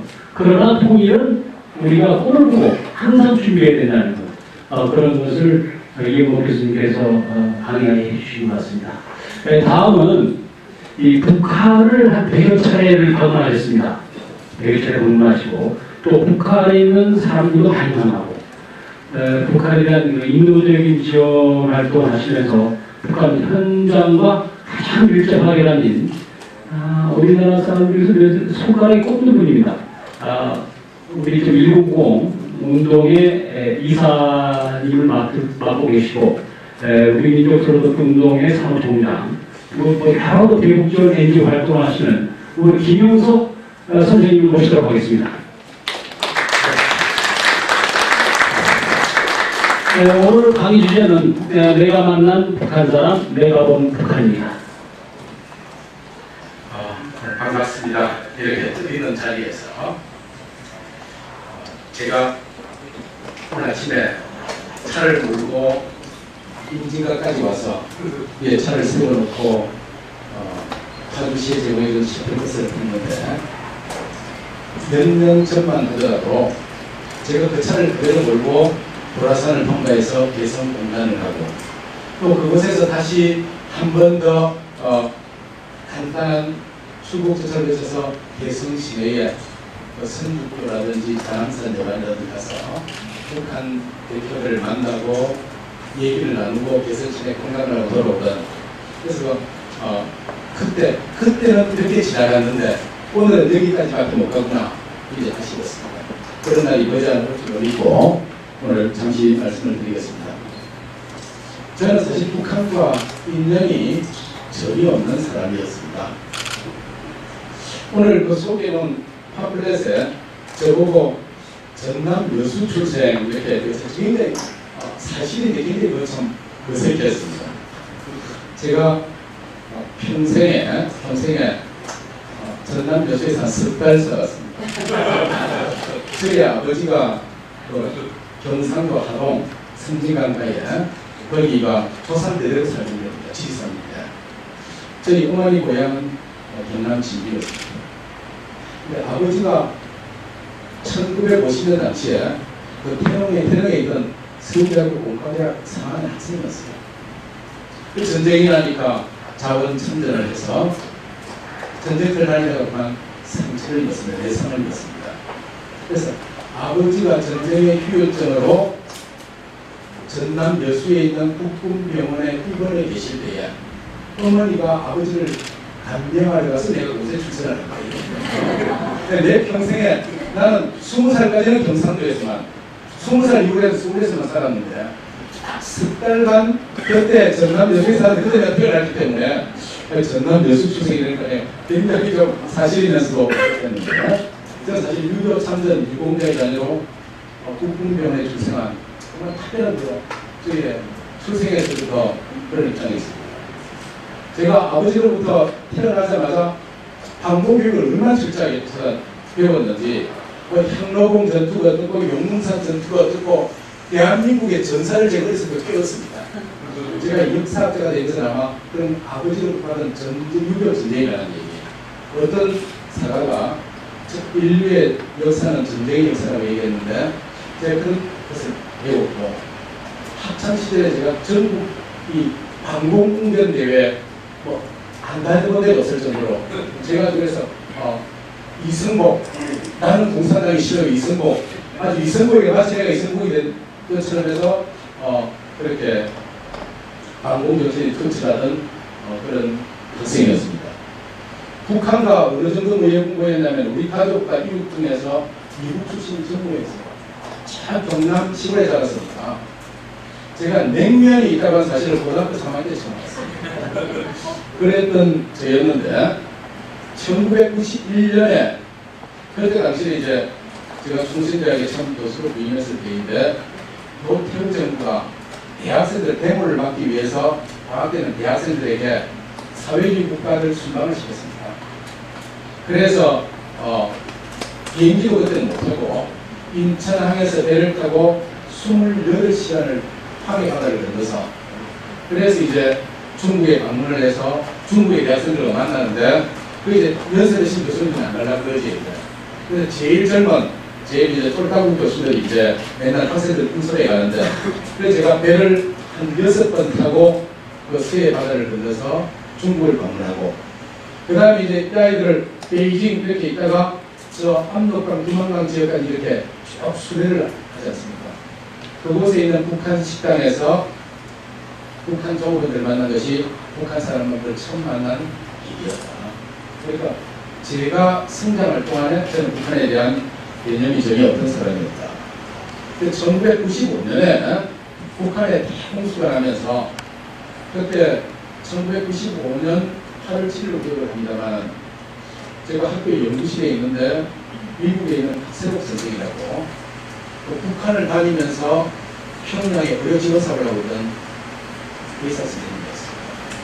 그분에게 한시의 유엔 북한 대사가 박 선생 지금 우리 북조선에 콜레라와 장풍수가 전멸해서 이대로 가면 몇십만 명이 죽을지 몇백만 명이 죽을지 모르겠는데 긴급히 콜레라와 장풍수 약을 좀 도와주십시오.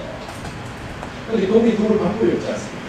그래서 한국에 있는 친구이 있는 나에게 한국에서 목돈을 좀 해서 이 약을 좀 도와달라. 시간은 3일 만에 지금 돈이 8만 불이 건너가야만이 이 약을 마련할 수가 있는데 좀 도와달라. 그래서 제가 그 일에 도움 요청을 받아서 콜레라와 장풍수 약을 북한에 10만 명을 보내게 된 것이 북한과의 첫 번째 인연이 되었습니다. 그래서 제가 1996년에 대학을 나와서 한민족 국제단위에 사실 96년에 제일 처음에 우리민족 선거운동이라는 단체를 설립을 해서 제가 초대 사무총장을 했습니다. 그리고 그해 연말에 한민족 국제단을 설립을 해서 사무총장을 하고 회장을 하면서 97년부터 북한을 다닙니다. 97년 11월달에 두만강을 건너서 라진 선봉을 방문하고 2000년 4월에 베이징에서 비행기를 타고 평양을 갑니다. 이때는 하나의 특별한 이벤트가 있었는데 뉴밀레니엄 새천년 행사가 많을 때입니다. 그래서 그때 당시 부산시의 안상영 시장이 나보고 무슨 부탁을 했냐면은 내가 평양시장한테 보내는 평양시 민위원장한테 보내는 편지를 좀 전해주십시오.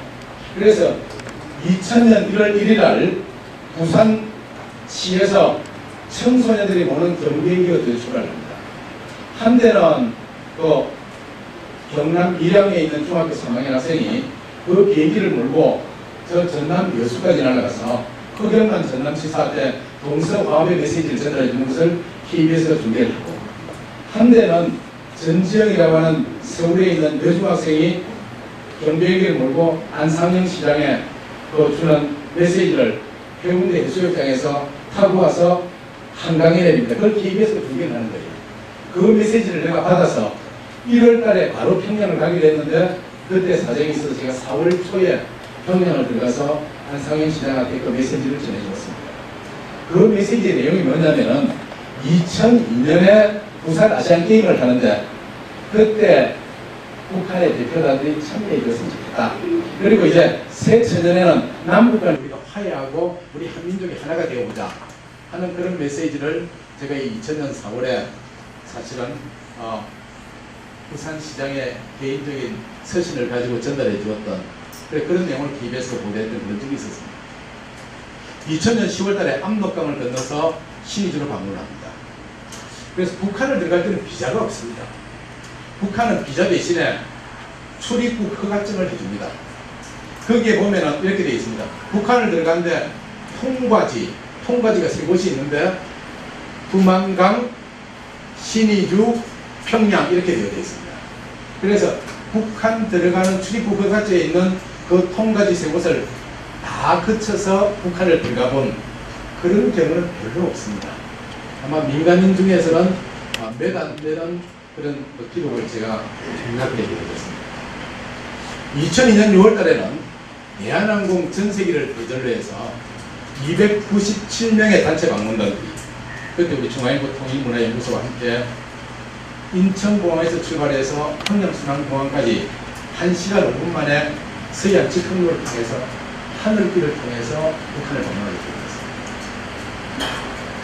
되었습니다. 2005년 12월 달에는 이제 이때부터 개성공단을 통과해서 개성시내와 그리고 저 고성을 거쳐서 금강산을 방문한, 그래서 아마 북한을 다양한 통로를 통해서 제가 북한을 방문하게 되었습니다.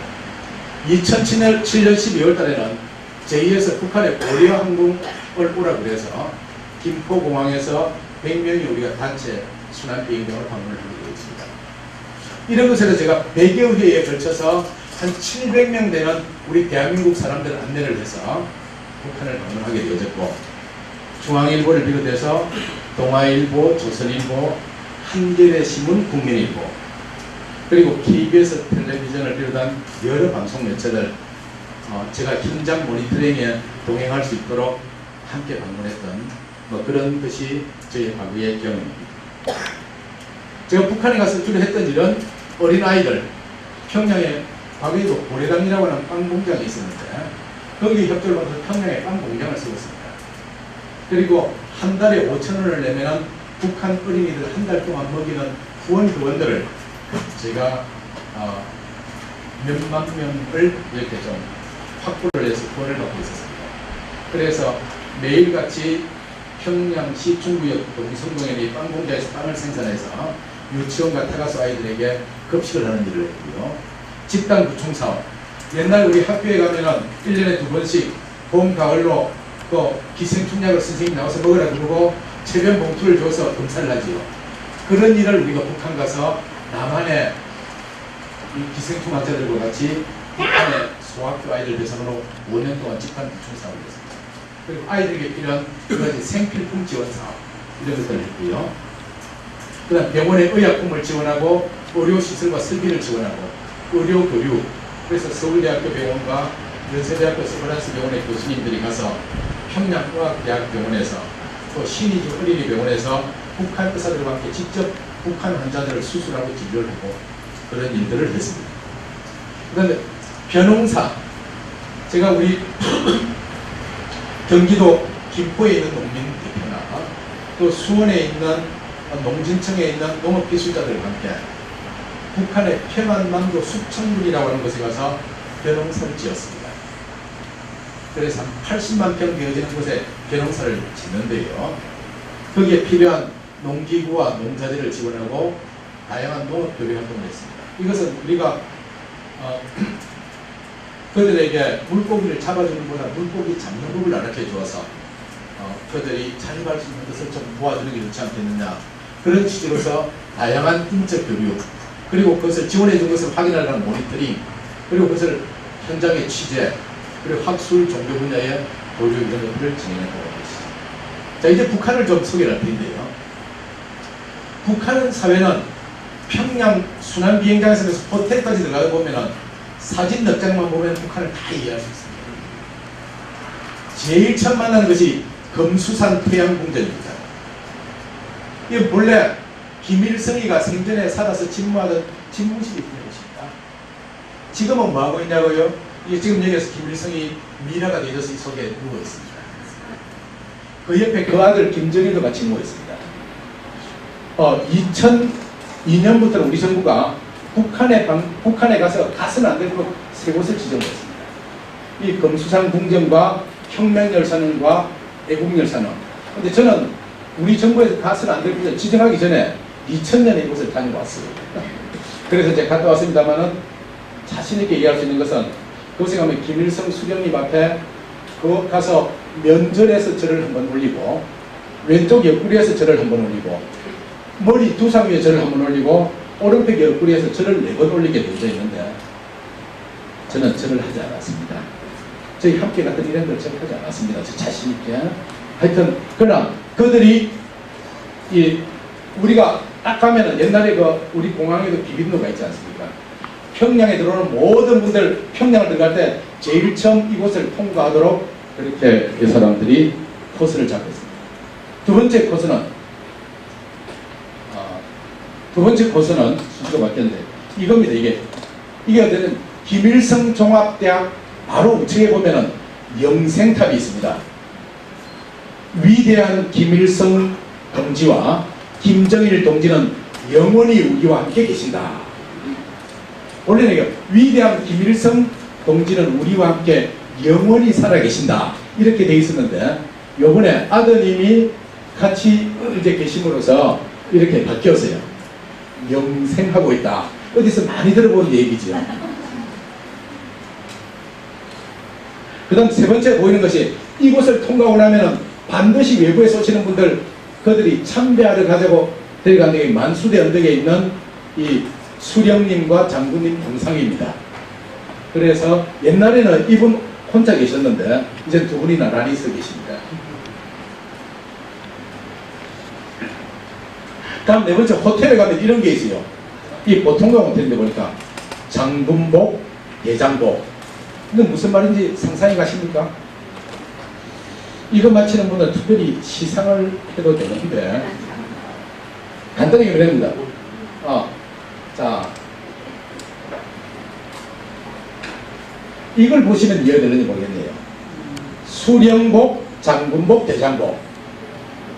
1957년도인지 김일성 주석이 저 자강도 강계의 강성제 강소를 시찰하러 갑니다.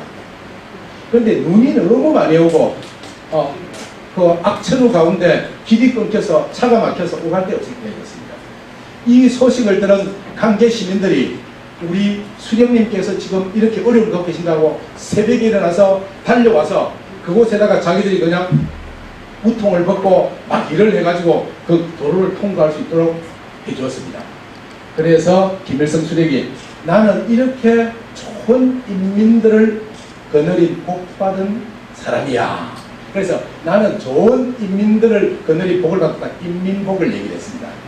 그러니까 거기 있던 인민들이 아닙니다. 우리는 이렇게 위대하신 수령님을 모시고 있는 복받은 인민입니다. 그래서 수령복이에요. 그런데 이제 그 아들이 되어지니까 아들은 호칭을 장군이라고 그랬잖아요. 그러니까 이분은 장군복이에요. 그래서 늘 수령복, 인민복 옆에 장군복을 세웠습니다. 우리는 이렇게 위대하신 장군님을 모시고 있는 복받은 인민입니다. 그런데 손주가 또 등장을 했잖아요. 이분은 대장이에요. 그래서 가는 곳마다 수령복, 장군복, 대장복. 우리 이렇게 위대하신 수령님과 장군님과 대장님을 모신 복받은 인민입니다. 한마디로 얘기하면 여러분들 뭐가 느껴집니까? 무슨 신화처럼 느껴지지 않습니까? 그래서 북한은 현대판 신정국가다. 저는 북한을 한마디로 현대판 신정국가라고 정의를 합니다. 그래서 이 전체주의 국가, 집단을 위해서 개인이 희생되어야 되는 걸 굉장히 강조합니다. 학교에 가면 직원들이 공부를 하는데 뭐죠? 조선을 위하여 배우자. 또 길거리에는 당이 결심하면 우리는 한다. 심지어는 당과 수령을 결사오미하는 총폭탄이 되자. 곳곳에 이렇게 세워놓고 개인은 당과 국가를 위해서 언제든지 희생해야만 하는 그런 존재로 그들은 사람들을 세뇌를 시키고 있죠. 그 다음 그들은 사회주의를 하는데 우리식 사회주의를 합니다. 김씨조선 왕조지요. 그래서 김일성 가계 우상화, 이들의 출생지, 그 다음 김일성, 김정일 꽃이 있습니다. 김일성과 김정일과 인터넷 들어가 보면은 뭐 인도네시아의 무슨 자본이나 그런 걸 갖다 개량을 해서 그 다음에 동상을 했고 이들의 모든 은행이 국가를 통치하는 제일 큰 기준이죠. 학문 연구할 때도 제일 큰 기준이 수령님의 말씀이 되어지는 거예요. 저는 역사학을 전공하니까 북한의 그 역사책들을 종종 사서 보는데 거기 보면 위대하신 수령님께서 이렇게 교시하셨다. 그것이 역사에 이미 대전제가 돼 결론이 거기 내리는 거예요. 거기에 따라 모든 것을 갖다가 연역법들을 끼워 맞추는 거예요. 그런데 좀 차이점이 있다. 김정일은 아버지의 이 말씀을 따라서 통치하는 유훈 통치를 했습니다. 왜? 자기 정통성이 약하고 아버지만한 카리스마가 없으니까. 그런데 이 김정은은 제가 볼 때 유훈 통치가 아니라 환생 통치입니다. 김일성이 살아 돌아온 것처럼 똑같은 모습을 하고 심지어 그 20대 시절에 김정일의 모습을 그대로 흉내내지 않습니까? 최근에서 그 가리마 탄머리 그걸 갖다가 아주 북한 인민들에게 강요하고 있다고 그러잖아요. 그래서 지금 많은 전문가들이 주목하고 있는 것이 모레가 7월 27일이 소위 북한에게 전승일이거든요. 그들은 전쟁 승리 기념일이거든요. 근데 북한 주민들에게 김일성이가 제일 큰 충격을 준 사진이 두 장이 있다는 거예요. 하나는 1945년 8월 15일 날 해방되어졌을 때 김일성이가 그 모란봉 경기장에 올라가서 연설하는 모습과 하나는 1953년 7월 27일 날 김일성이 하얀 대원수복을 입고 나와서 전쟁에 승리했다고 선언했던 그것이 북한 주민들에게 제일 큰 충격을 줬다는 거예요. 그래서 모레 어쩌면 김정은이가 전 세계 언론들을 초청해 놓은 자리에서 하얀 대원수복을 입고 나와서 전쟁 60주년 승리 선언을 할 가능성도 있다. 과연 그렇게 하느냐 안 하느냐 지금 전문가들이 주목하고 있지 않습니까? 그래서 이거는 3대 세습을 했는데 주체사상교 사실은 미국의 종교 사이트에 보면요 주체교인에서 세계 10대 종교 중에서 10번째 종교가 주체사상교를 갖고 있습니다.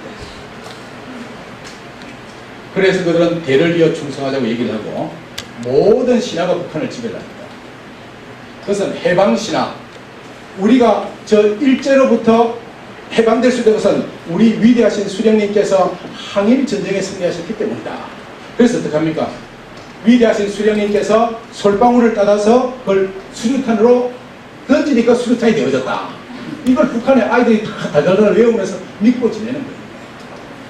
제가 제일 처음에 북한을 갔다면 라진 시민들을 만났는데 이런 얘기 우리 장군님께서는 수령님의 뒤에서 지금도 구름을 타고 이렇게 다니면서 세계 각국의 원수들을 이 만조백관들을 모아놓고 회의를 주시하신다. 자랑스럽게 그냥 얼굴 하나 되라고 얘기를 하는 거예요. 세례가 돼서 그런 신화 가운데 살고 있다. 두 번째는 전성신화. 이 세상에서 제일 강한 미제를 상대로 유일하게 처음으로 전쟁의 승리를 거둔 나라가 우리나라다. 그래서 위대하신 수령님 이렇게 얘기를 하죠. 그럼 낙원신화. 이 세상에 부름 없어라. 우리 이 세상에 낙원 속에 살고 있다고 그들은 얘기를 하지 않습니까? 그런데 북한의 김일성 수령이 얘기하는 낙원은 어떤 낙원입니까? 김일성 수령이 생전에 이런 얘기를 했습니다. 네 밥에 고기국을 먹고 기와집에 살고 있으면 그것이 지상낙원이라고 했습니다. 쌀밥에 소고기국을 먹고 기와집에 살면 그것이 지상낙원입니다. 그럼 지금 여러분들은 다 지상낙원에 살고 계시죠. 북한 주민들 아직도 그런 사회공기를 그런 사회가 도래하기를 그 사람들은 간절히 염원하면서 사회주의 국가 건설 강성대국에 매진하고 있는 거예요. 그게 북한의 현실입니다. 그다음 마지막 통일신화. 아까 우리 연복 교수님 얘기했지만은 모든 게 통일이 결부되어 있습니다. 통일만 되어지면은 저 남조선이고 뭐고 다 우리 건데 이 미제놈들 때문에 통일이 안 되어지는 거예요, 그냥. 그래서 빨리 이 미제놈들이 물러나야 되는 거예요. 그런데 아버지 김일성은 이런 신화를 가지고 있는데 아들 김정일은 그런 어떤 카리스마를 확보하기 위해서 많은 신화를 만드는 거예요.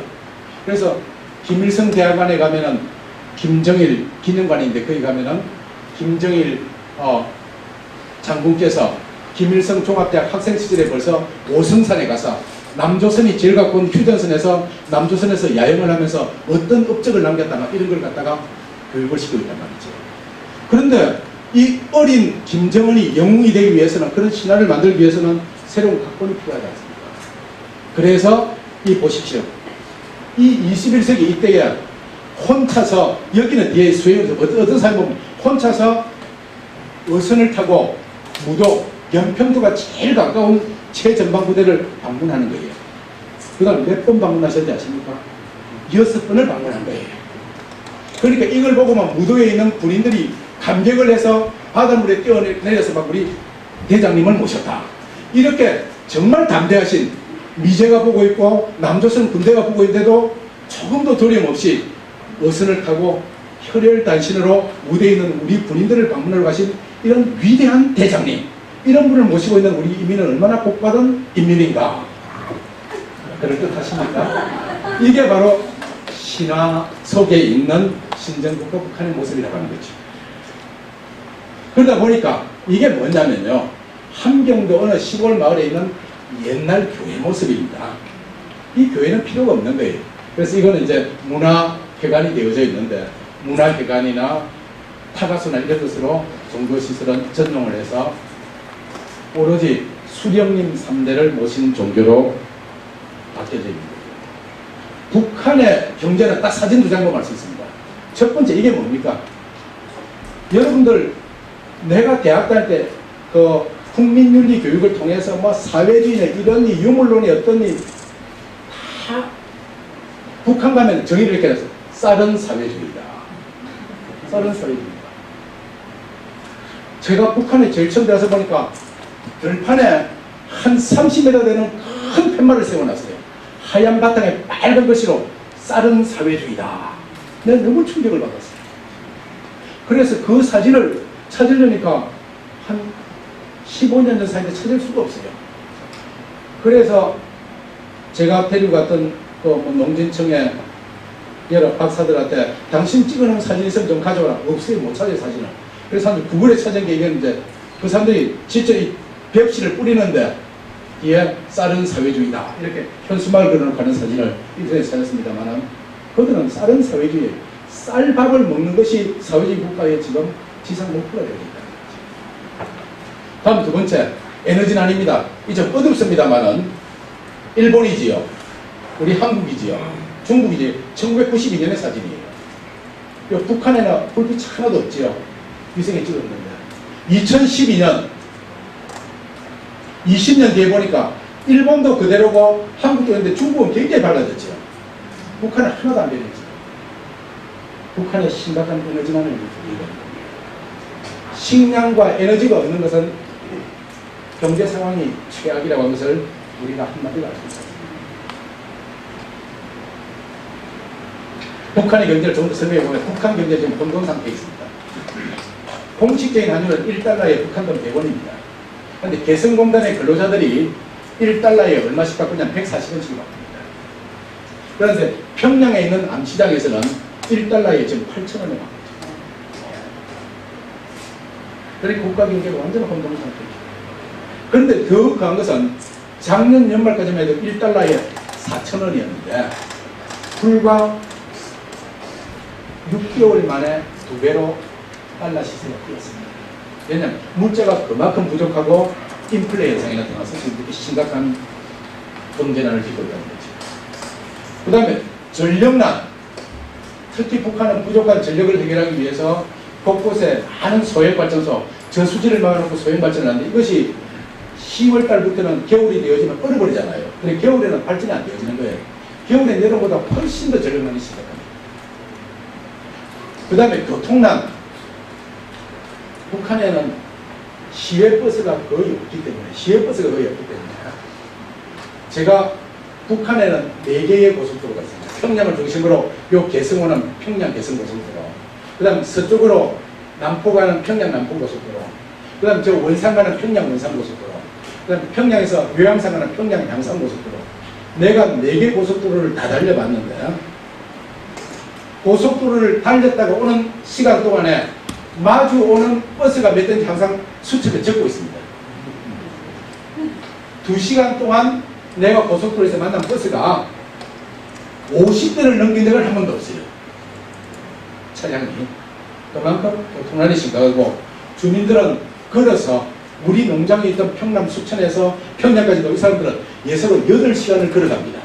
그래서 자기들이 농사지은 남새, 야채를 갖다가 개다리 붙이고 짊어지고 8시간을 걸어가서 평양 장마당에서 팔고 그렇게 해서 돌아온단 말이죠. 이러다 보니까 이 생필품이 굉장히 한견성합니다. 그 주민들의 생활은 아까도 얘기했지만 쌀은 사회주의다. 또 어떤 데는 쌀은 공산주의다. 이렇게 말을 붙여놓고 있습니다. 그래서 북한은 강냉이 공화국. 북한의 3대 주곡은 쌀과 강냉이와 감자입니다. 그 중에 이 사람들이 제일 많이 먹는 게 강냉인데 강냉이라도 배불리 먹었으면 좋겠다고 하는 것이 사실 북한 사람들의 소원입니다. 그 다음 두 번째, 이 사람들이 제일 많이 생각하는 가는 길 험난해도 웃으며 가자. 그들 스스로가 국가에서 그걸 인정을 합니다. 그래서 그들은 1995년부터 98년까지 고난의 행군기, 아까 얘기했던 대홍수 이후에 고난의 행군기를 맞이하는데 지금도 이 표현은 그대로 유효합니다. 지금도 어렵기 때문에. 그래서 뭐냐, 생산도 학습도 생활도 항일 6회 때식으로, 항일 6회 때는 뭡니까? 아무것도 없는 게 항일 6회 때예요. 그냥 우리 수령님도 아무것도 없이 생활했기 때문에 너희들 불평불만하지 마라.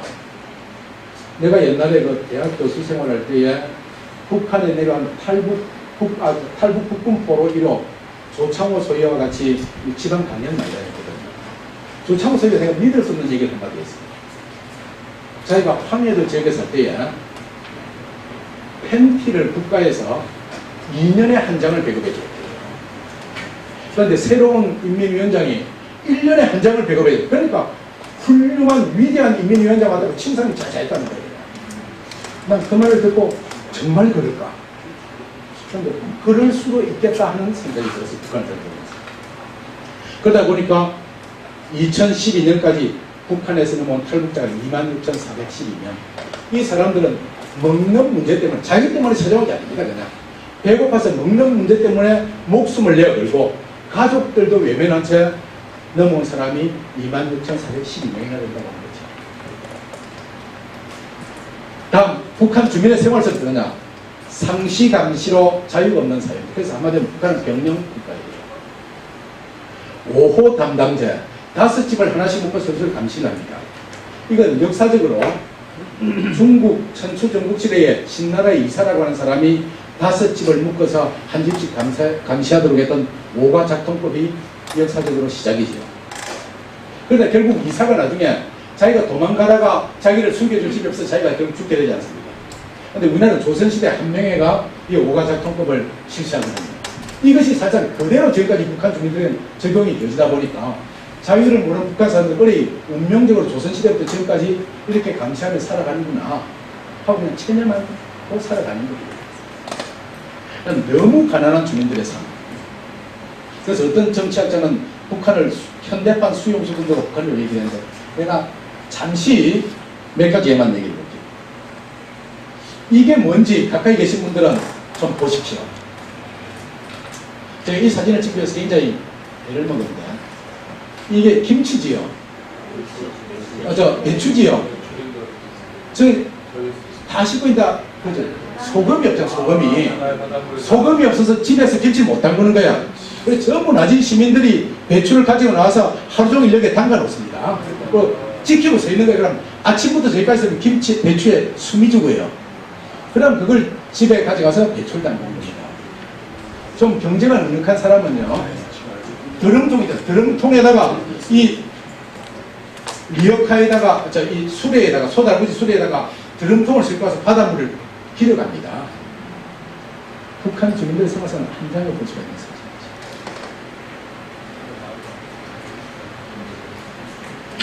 약사유. 제가 평양에 가서 고리호텔에 30층에 잠을 자는데 새벽이 되니까 이상한 소리가 들리는 거예요. 이게 뭐지? 물려보니까 꼭꼭 하는 소리가 곳곳에 들리는 거예요. 아파트 베란다마다 닭을 키우고 있어요. 내가 어린 시절에 우리 시골에서 좀 잘 사는 집이었어요. 잘 사는 집의 기준은 뭐냐? 점심 때 도시락 반찬에 계란 반찬을 사오는데 안 사오는데 이게 잘 살고 못 살고의 기준입니다. 지금 평양 시민이 그렇습니다. 그래서 아파트 베란다에 닭을 키워서 계란 반찬을 싸가는 집은 좀 잘 사는 집이지요. 제가 기저귀 때문에 참 눈물을 많이 흘렸는데 한 타가소에 가서 그 아이를 뭘 먹는지 이렇게 타가소에 솥을 열어보았더니만 이 타가소는 북한 사람들이 공식적으로 안내하는 것이 아니고 우리들 비공식적으로 방문한 뭐 그런 일이 있었습니다. 그러니까 감자 몇 개 삶고 있더라고요. 같이 갔던 의사 선생님이 이 아이들 한번 보자고 바지를 벗겼더니만은 이 사타구니가 다 흘러 있는 거야. 그 우리가 보내준 쌀포대 있지요. 이 쌀포대를 갖다가 잘라가지고 아이들 기저귀로 채워놓은 거예요. 그래서 아이들이 끌끌어오니까 그 맨살이 그냥 다 헤어지지 않습니까? 그때부터 내가 전국을 돌면서 제발 부탁 그건데 북한에 기저귀 좀 보내주자고 고소를 하고 있습니다. 여성들 생명대로 마찬가지입니다.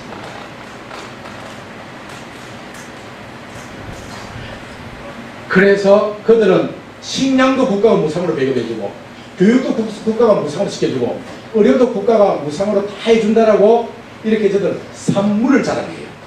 그러니까 이게 정말로 얼마나 허황되어진 사회주의 실태인지. 제가 사실 오늘 사진을 하나 소개를 안 했습니다.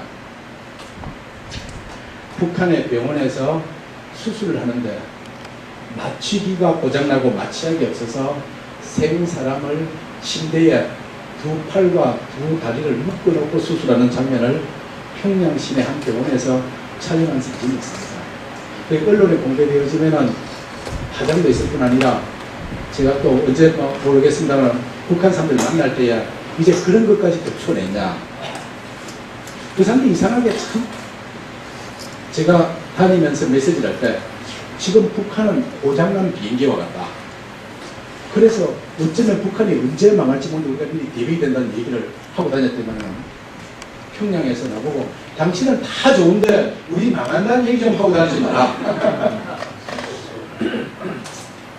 우리 아마 인터넷에 방송하고 띄워놓으면은 또 그거 보고 다음에 나보고 무슨 얘기 할지 모르겠습니다. 자, 제가 오늘 여러분들에게 오늘 특별한 제안을 좀 드리고 싶습니다. 오늘 개성공단에서 남북 회담이 6차례라는 얘기가 있죠. 저는 오늘 이 자리에 와서 여러분들이 이렇게 만났습니다. 그래서 오늘 특별한 제안을 좀 드리겠습니다. 한반도 신뢰 프로세서를 구축하자는 박근혜 대통령이 제안한 적절한 제안이었고 지금까지는 잘하고 있다라고 평가하고 있는 사람입니다. 그런데 아무리 그래도 개성공단은 태생적인 한계가 있습니다. 개성공단의 제일 큰 문제는 삼통 문제가 되지 않습니까? 통행, 통관, 통신. 이것을 근본적으로 보장할 수 있는 방법은 없습니다. 투자에 대한 보장, 그것도 근본적으로 할 수 있는 방법은 없습니다. 이유는 뭐냐고요? 북한 땅 안에 있기 때문에 그렇습니다. 이것이 할 수 있는 방법은 딱 한 가지입니다. 휴전선에서 남북 간에서 동일한 면적을 확대를 하는 겁니다. 자, 이게 개성공업지이지 않습니까?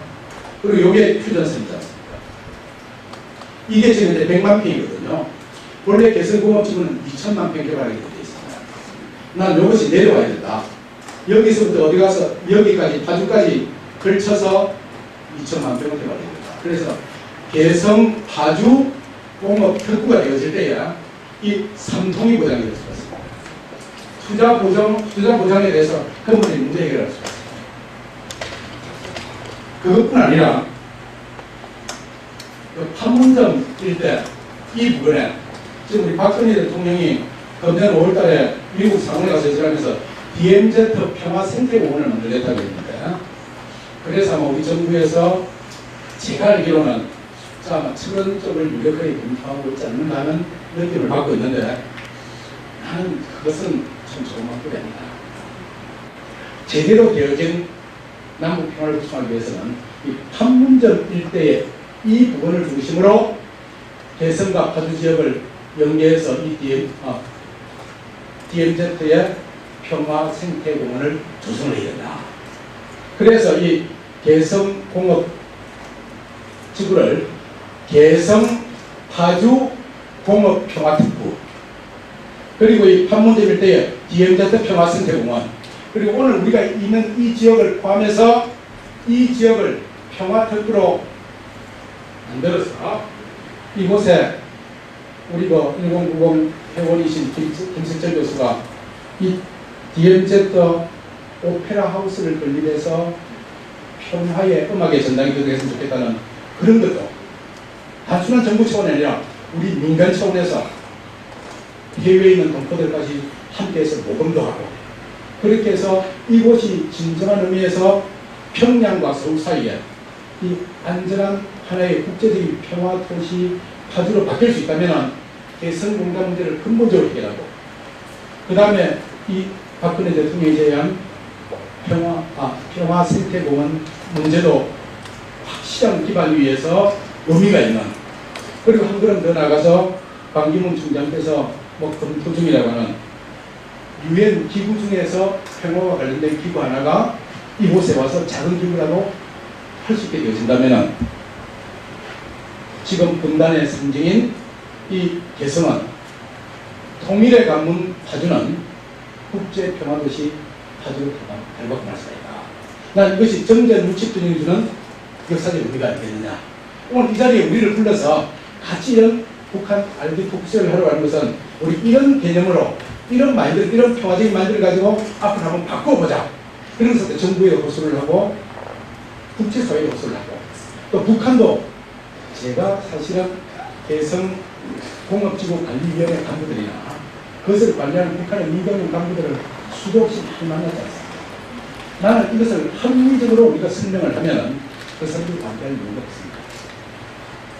예, 오늘 저는 마지막으로 이 정전 60주년 역사적인 의미는 우리가 통일의 관문 파주가 국제 평화도시로 파주로 바뀌는 그런 우리 하나의 발상의 모멘텀이 됐으면 좋겠다. 이 말씀을 드린 것으로 제 발표를 마치겠습니다. 감사합니다.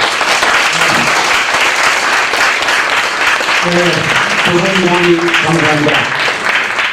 두 분 강의를 통해서 우리는 그 북한에 대한 오해와 진실, 이거 통일에 대한 오해와 진실을 조금이나마 구분해서 이해할 수 있는 그런 강의가 아니었나 생각합니다. 아무쪼록 우리 파주시가 정말 파주시가 내세운 그 평화의 도시라는 그 이미지가 우리 통일의 도시로 연결되는 그날까지 우리는 이 통일의 꿈을 놓치지 말아야 됩니다. 오늘 두 분의 강의가 이렇게 내용 보면 상당히 너무 북한을 뭐랄까요, 아주 정확하게 표현하신 바람에 좀 통일에 위해서 어두운 생각하실지도 모르겠는 생각이 드는데요. 그러나 우리는 통일의 꿈을 놔서는 안 됩니다. 우리는 산업화와 민주화를 이루는데 마지막 하나, 이 통일을 우리 동시대에 해결을 해야 됩니다. 우리 꿈을 놓지 않는 그런 국민이 되었으면 합니다. 그럼 이로써 오늘 통일 콘서트를 모두 마치도록 하겠습니다. 여러분 감사합니다.